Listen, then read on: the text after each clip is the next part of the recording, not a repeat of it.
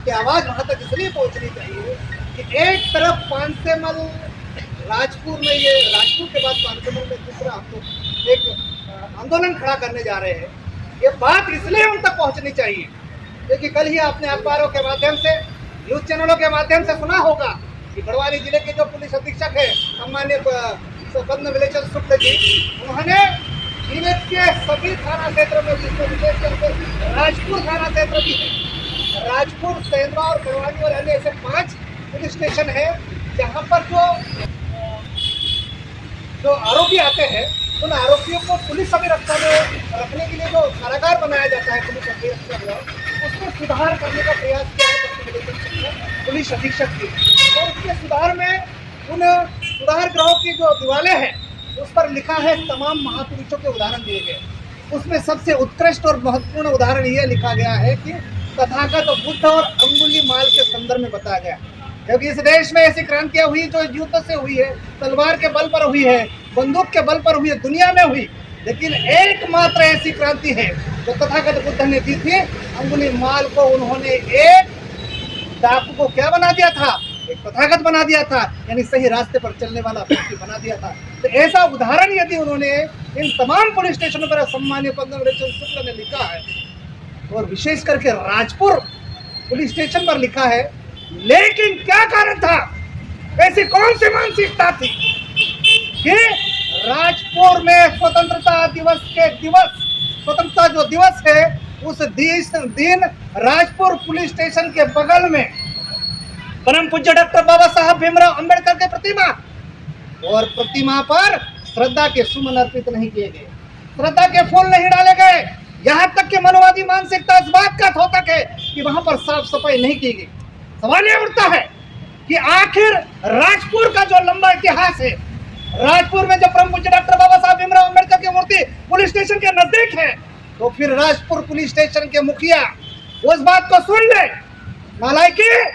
नहीं चलेगी, क्योंकि ये बहुजन समाज है। यहाँ पर अनुसूचित जाति, जनजाति, पिछड़ा वर्ग और जो धार्मिक अल्पसंख्यक लोग हैं, जो समतामूलक दृष्टिकोण रखने वाले लोग हैं, तो हम आप लोग अम्बेडकरवादी लोग हैं, जो बाबा साहब के विचारों पर चलते हैं। और ऐसे बाबा साहब की भावना,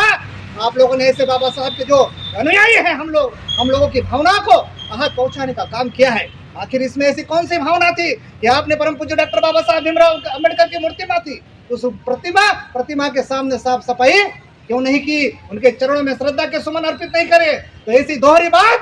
पुलिस प्रशासन में भी नहीं चलेगी। दूसरी बात, राजपुर जो विधानसभा है, उस विधानसभा के राजपुर नगर में है, उसी परिसर में जहाँ पर परम पूज्य डॉक्टर बाबा साहब भीमराव अंबेडकर की मूर्ति है, वहां पर नगर परिषद भी है, वहां पर सामान्य न्यायालय है, वहां पर पुलिस स्टेशन है। आखिर इन प्रशासकीय कार्यालयों में, इन प्रशासकीय कार्यालय के जो नुमाइंदे हैं, जो अधिकारी है, कर्मचारी है, उन्होंने जानबूझ के बाबा साहब भीमराव अंबेडकर की प्रतिमा का अनदेखी करने का दुस्साहस किया है। दूसरी ओर शासन में बैठे हुए राजपुर के जो नगर पालिका अध्यक्ष है, चाहे वो किसी भी पार्टी से हो, लेकिन इस देश में जो संवैधानिक व्यवस्था है, जो प्रशासनिक ढांचा है, जो प्रशासनिक व्यवस्था है, उस व्यवस्था के तहत उन्होंने, उनका कर्तव्य बनता था कि परम पूज्य डॉक्टर बाबा साहब भीमराव अंबेडकर की प्रतिमा के सामने नतमस्तक हो।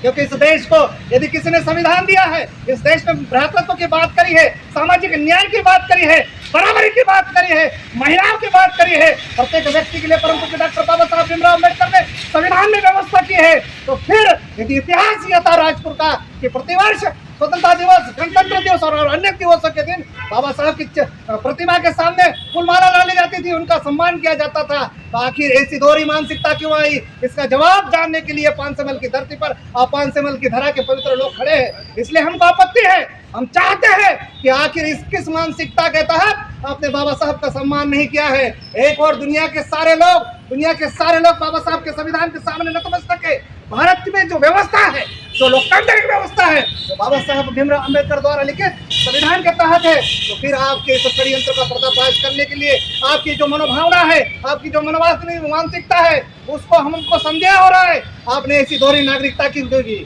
दूसरी बात यह है कि वहां पर समीपस्थ और भी महापुरुष थे, उन समीपस्थ जितने भी महापुरुषों की वहां पर प्रतिमा लगी है, चाहे झांसी की रानी हो, चाहे और अन्य हो, चाहे चंद्रशेखर आजाद हो, उन सबके सामने बालकृष्ण बाविस्कर नतमस्तक होता है। लेकिन बाबा साहब की मूर्ति के साथ इस प्रकार का आपने भेदभाव किया, इससे हमारी भावना रुष्ट हुई है। इसलिए पांचमहल की धरती पर आप सभी लोग उपस्थित हुए, हम राज्यपाल के नाम ज्ञापन देंगे और हमको